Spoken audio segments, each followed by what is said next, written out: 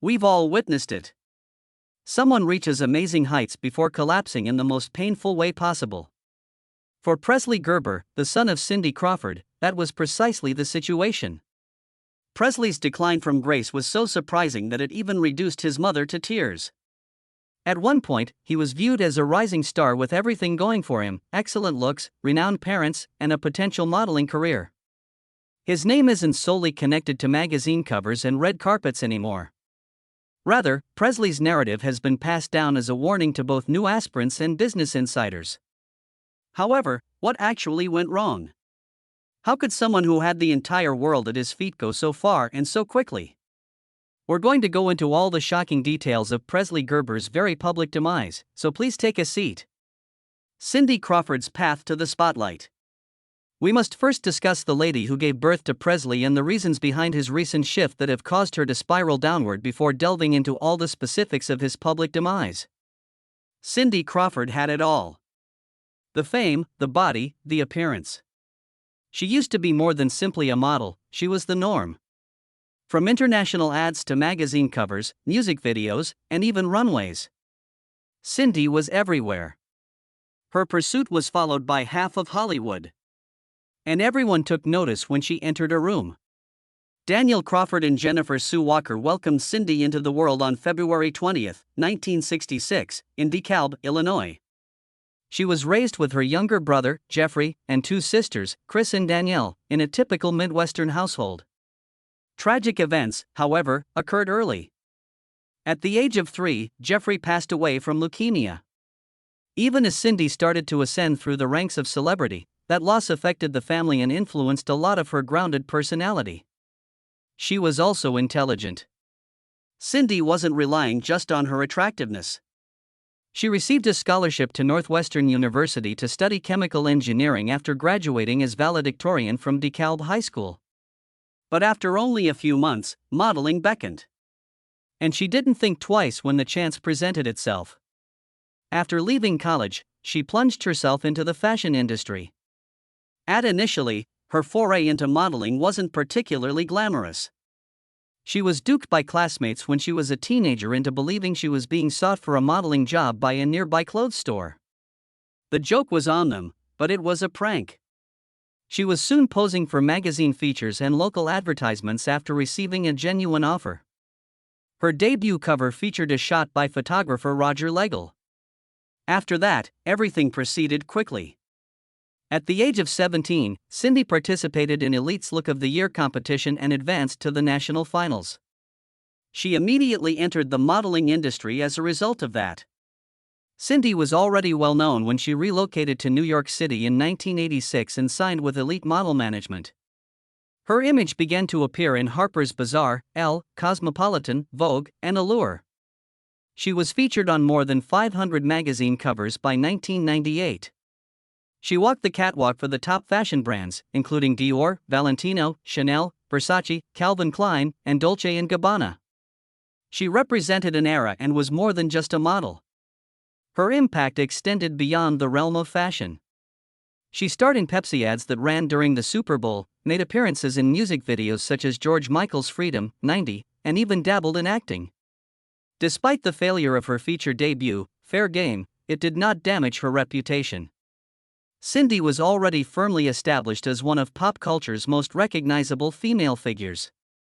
She posed for Playboy in 1988 on her own terms rather than for shock value.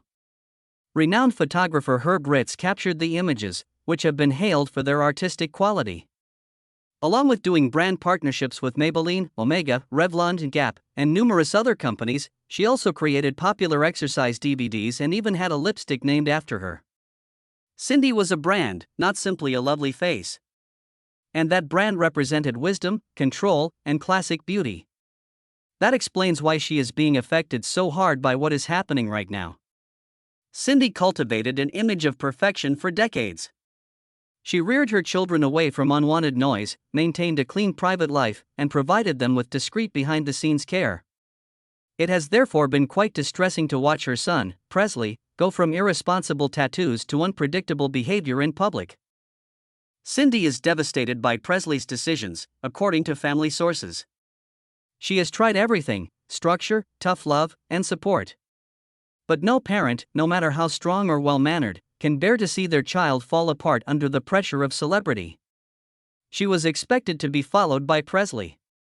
Rather, the industry is now whispering his name as a warning. And this new reality has been heartbreaking for a lady who has dominated the narrative for her entire career. What specifically went wrong with Presley Gerber, then? How did one of the most admired ladies in the world's golden boy end up making headlines for all the wrong reasons? We'll be discussing all of this shortly. However, it would be impossible to discuss Presley without first discussing Cindy Crawford's turbulent romantic past. Cindy was first with Richard Gere before she met Presley's father, and their relationship was turbulent and brief. Richard Gere and Cindy Crawford. Cindy Crawford's modeling career garnered almost as much attention as her two high-profile engagements. The first involved actor Richard Gere, and the second involved her two children's father, businessman Randa Gerber. Cindy and Richard were the early 1990s power couple at one point. He was experiencing career highs, including a Golden Globe nomination for Pretty Woman, while she was firmly establishing herself as America's supreme supermodel. They appeared to be a wonderful match on paper. Their partnership was everything but straightforward in practice. Despite being 17 years apart in age, they apparently bonded right away when they met in 1988 at a cookout hosted by a mutual acquaintance. At the age of 22, Cindy was already well known for her million-dollar grin, long brown hair, and Vogue covers. Richard was already a Hollywood star at the age of 39. They eloped in Las Vegas in December 1991 after 3 years of dating because they had an indisputable spark. This was no ordinary celebrity wedding. Cindy later revealed that the choice was made on the spur of the moment. In an impulsive decision that reflected the turbulent nature of their courtship, she wore an Armani suit and wore tinfoil rings as she walked down the aisle. However, the fissures had already begun to show through the glitz and fairy tale trappings. In the documentary The Supermodels on Apple TV+, Cindy looked back on how much she had shaped herself around Richard in the beginning of their relationship. She acknowledged that she was excited to fit in with the man she loved as a young woman. She was a baseball fan if he was. She was willing to explore Tibetan Buddhism if he was interested in it. According to her, it was a period of time when she was still figuring herself out and attempting to blend in with other people. Cindy was 29 years old in 1995 when their marriage dissolved. That year, Richard was turning 46. Their relationship was now influenced by their age gap, which was more than just a numerical difference. The fact that they weren't actual peers was one of the main problems in the relationship, Cindy disclosed in a subsequent interview with Marc Maron on the WTF show. She didn't think they were fundamentally friends, and as she got older, it started to become more significant. What began as love and adoration devolved into disarray and disconnection. Oprah described how her perspective started to change as she got closer to her 30s in her masterclass. She had been more willing to follow someone else's lead while she was in her 20s, but as her confidence increased, so did her desire for equality in her partnership. She knew that simply following was no longer what she wanted to do. Sometimes she wanted to stroll side by side, and other times she wanted to take the lead. Eventually, the dynamic they had developed collided with that changing sense of self, and the marriage was unable to keep up. Cindy didn't look back bitterly, despite the fact that it was over. She actually considered it to be a significant period of her life. She revealed that Richard taught her a lot about handling celebrity. His boundaries with fans were unambiguous. He just didn't take pictures or sign autographs if it wasn't a pleasant time.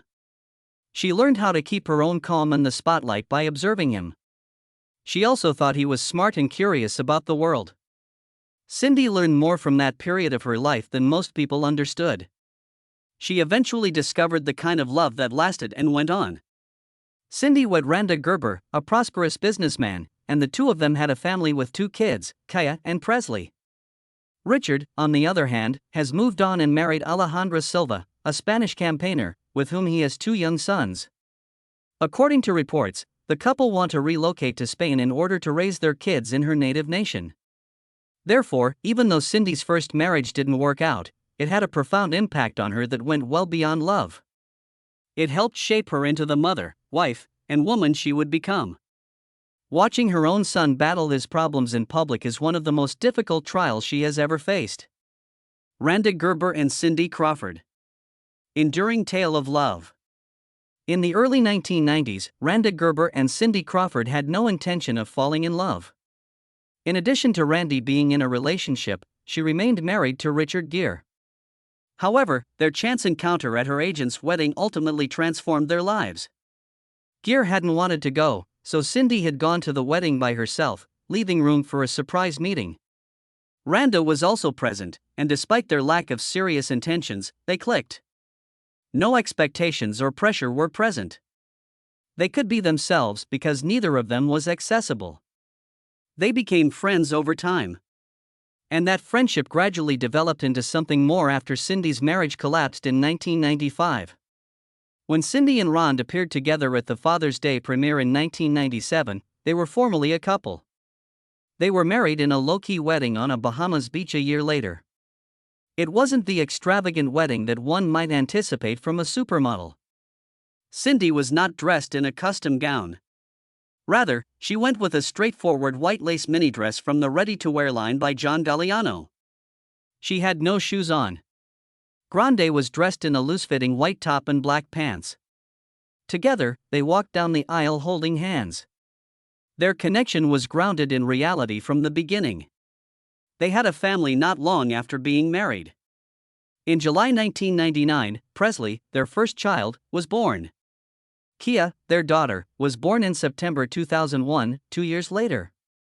Even though both of their kids would go on to become models like their mother, Cindy and Randy managed to keep their family life grounded and away from the bustle of Hollywood. Cindy has frequently stated that her marriage remains solid because of their friendship. She has talked about how their decisions, whether they were about parenting or changing careers, were based on mutual respect. Their ability to balance each other's voices allowed them to cope with the highs and lows of public attention and hectic lives. She remembered one particular gesture from the beginning of their relationship. In passing, Cindy had once said that she had always desired a piano. One Christmas morning, she woke up to the sound of Christmas music being played downstairs, but she didn't mention it again. When she arrived, she discovered a friend playing carols on the piano in the living room. Ron had planned the whole surprise in secret. For Cindy, being heard was more important than the present. Cindy sent a touching letter online on their 25th wedding anniversary, looking back on the life they had created together. She said that she was pleased of the way they had handled life together and shared pictures from their wedding day. Although she stated she couldn't fathom going through it all with anyone else, she admitted that things hadn't always been ideal. Rhonda was more than just her spouse. Her best friend had always been him. Through decades of family, popularity, and everything else in between, their bond has remained strong. It's genuine, but it's not ostentatious or boisterous. Who is the first son of Cindy Crawford? Cindy Crawford and Randa Gerber welcomed Presley Walker Gerber into the world on July 2, 1999. Presley was surrounded by cameras, fashion, and celebrity as a child because his father was a successful businessman and his mother was a supermodel. However, a close-knit family and strong family values also influenced his early upbringing despite the attention. Presley was exposed to the world of modeling from an early age. His eventual decision to follow in his mother's footsteps was not surprising. He then collaborated with well-known companies including Calvin Klein, Tommy Hilfiger, Moschino, and Dolce & Gabbana. He was naturally good at modeling, but he had other interests. Presley has never held back when discussing his mental health issues. He discussed coping with depression and the value of speaking up in a 2023 podcast interview. He claimed it would be worthwhile to share his experience, even if it just benefited one person. Because of his candor, he launched Mental Health Mondays on Instagram, where he talked about his experience and urged people to look after their mental health without fear of criticism. Presley's life has always revolved on his family. He has a special bond with Kia, his younger sister. The two have matching tattoos and grew up next to each other. Kaya Bay is third on Presley's arm, and Prez is on her shoulder. They frequently collaborated and traveled for business as they both entered the modeling industry. According to a quote from Presley, everything felt less lonely when Kaya was around. He also spent a lot of time with his mother, both at charity functions and on photo shoots. When Cindy volunteered at children's hospitals or supported organizations like the Leukemia Society, she frequently brought Presley along. She subsequently stated that witnessing her children continuing to give back on their own, even while she wasn't around, was one of the things that made her most proud. When Presley is not working or spending time with his family, he enjoys being active. He spent his childhood riding his bike, snowboarding, surfing, and playing basketball with his father. In addition, he is well known for his tattoos, which over time have influenced his personal style.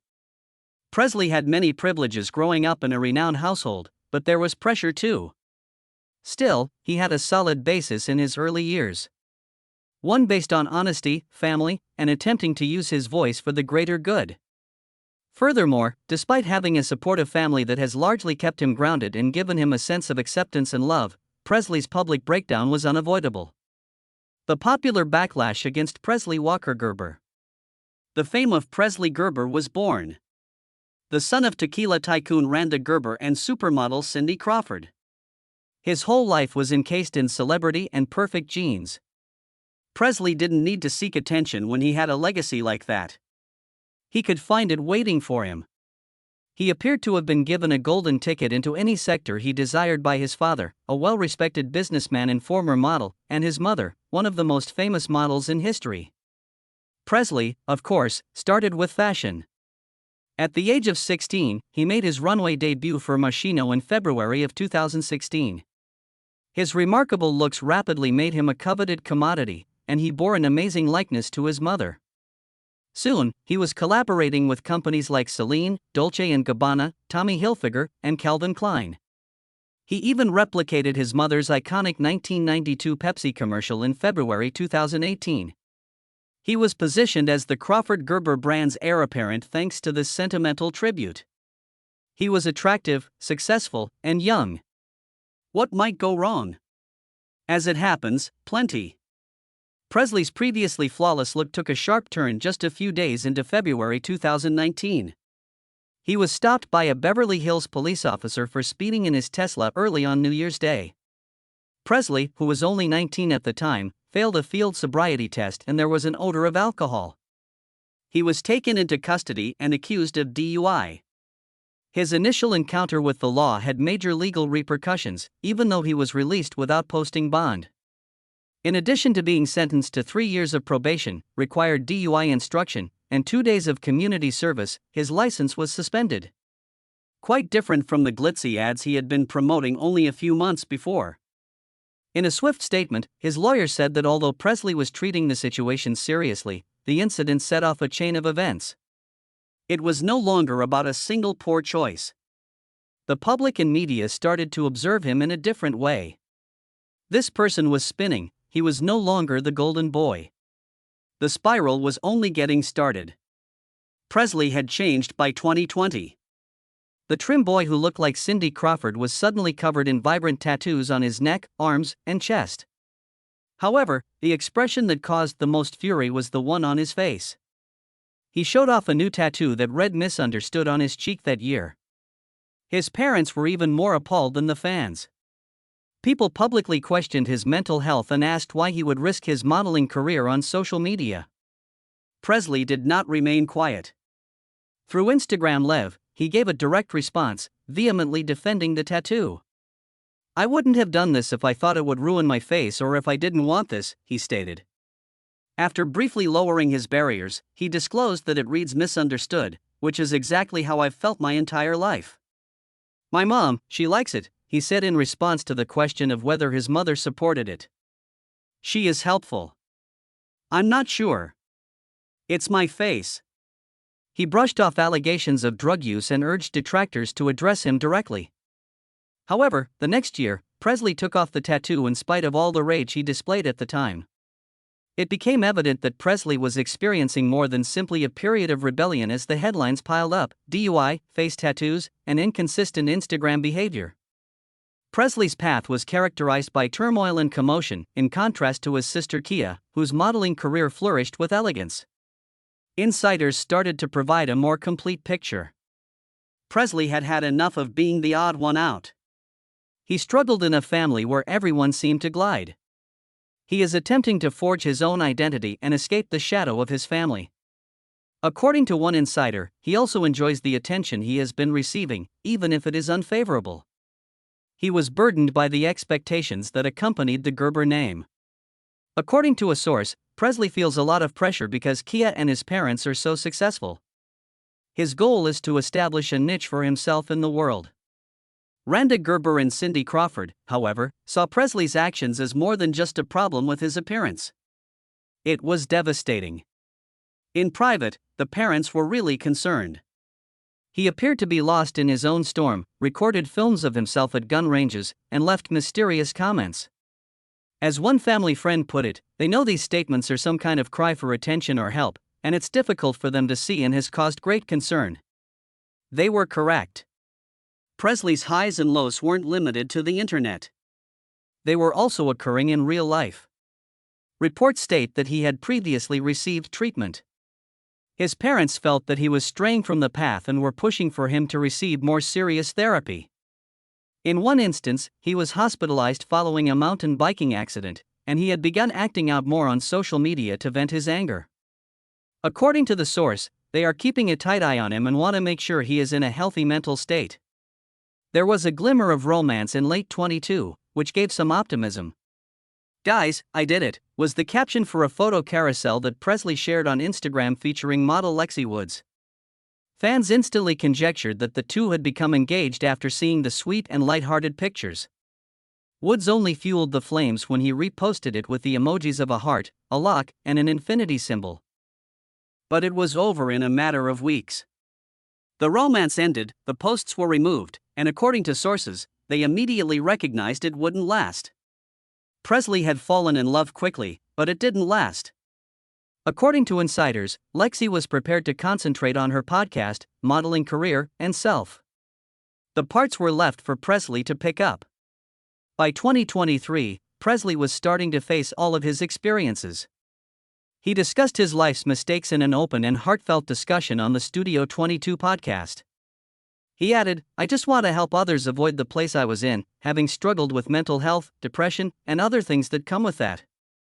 It's sufficient if I assist one person or 100.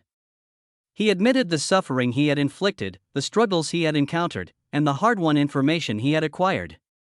He said, "I've seen a lot and learned a lot. I hope that by making the mistakes, I might spare others from having to." He started Mental Health Mondays on Instagram, motivated by his personal experience.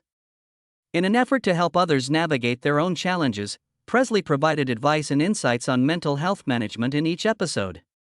He acknowledged that he had to learn the hard way, but he might ease someone's burden if they were open to hearing it. He also gave an explanation for his decision to stop modeling. His heart was never entirely in it, even though he had walked for fashion industry heavyweights like Balmain and Dolce & Gabbana, as well as one up-and-coming Model of the Year at the age of 17. "I hope not." When asked about his future runway plans during a 2020 Instagram Live, he acknowledged that he wasn't a big fan but that he did it when he could. By February of 2019, he had started to slow down. He started to feel the effects of the erratic schedule, the absence of organization, and the lengthy wait times in between engagements. He explained that even if you work from January to February, you might not know when the next job will come along or when you'll be paid for the previous one. Modeling was merely a stepping stone for him and his friends. Presley had other plans. He discussed obtaining a real estate license and leveraging his modeling earnings to launch his own company, away from the taint of his family name. Social media continued to serve as a diary and a battlefield throughout it all. Presley kept his ground during his misinterpreted time. He had gained wisdom by 2023. He claimed, "I've let a single comment ruin my day," during a Mental Health Monday show. "I've learned to keep that energy out of my life." He counseled followers to tune out the noise, connect with friends, and take breaks as necessary. "We're all traveling this path together," he stated. "Like everyone else, I still have a lot to learn." Then, in August 2024, Presley revealed his most exposed vulnerability to yet. He disclosed that he was abusing opioids in a string of Instagram stories. He revealed, "I've been on and off opioids for years, and I'm dealing with a current, very high opioid addiction. Now you know, if you didn't know." He was open about getting ready for ibogaine treatment, a potent psychedelic therapy used to treat PTSD and addiction. "I'm afraid," he said, "getting clean might be frightening. Because of this, a lot of people have trouble with it." He was dedicated, though. "It's time for me to take action and follow through."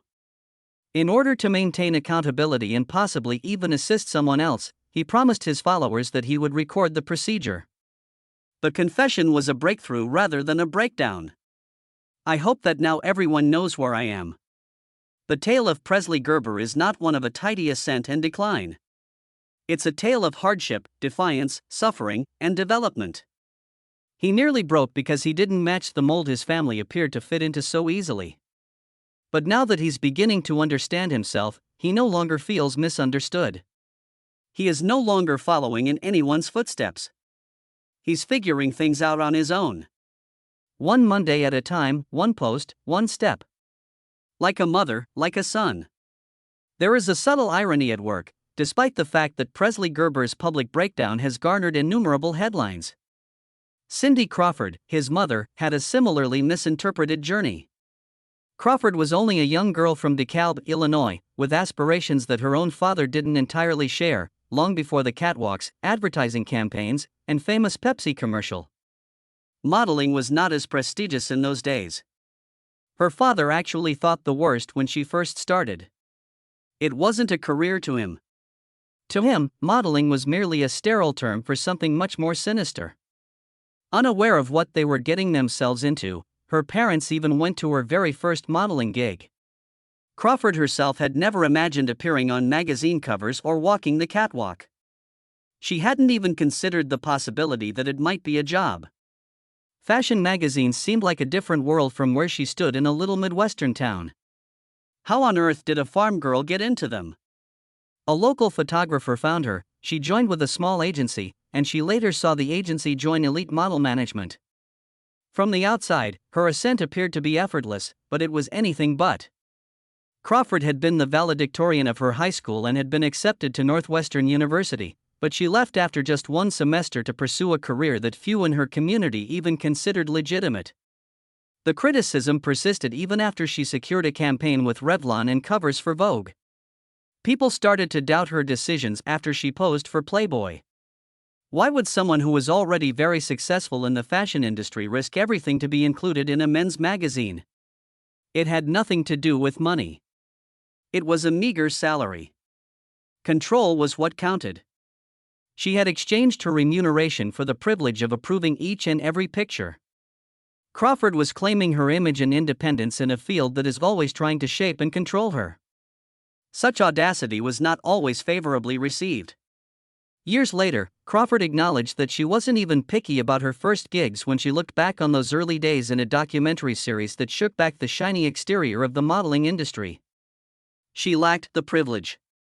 She accepted what was given to her, gained knowledge along the way, and only then did she start molding her profession into what it is now.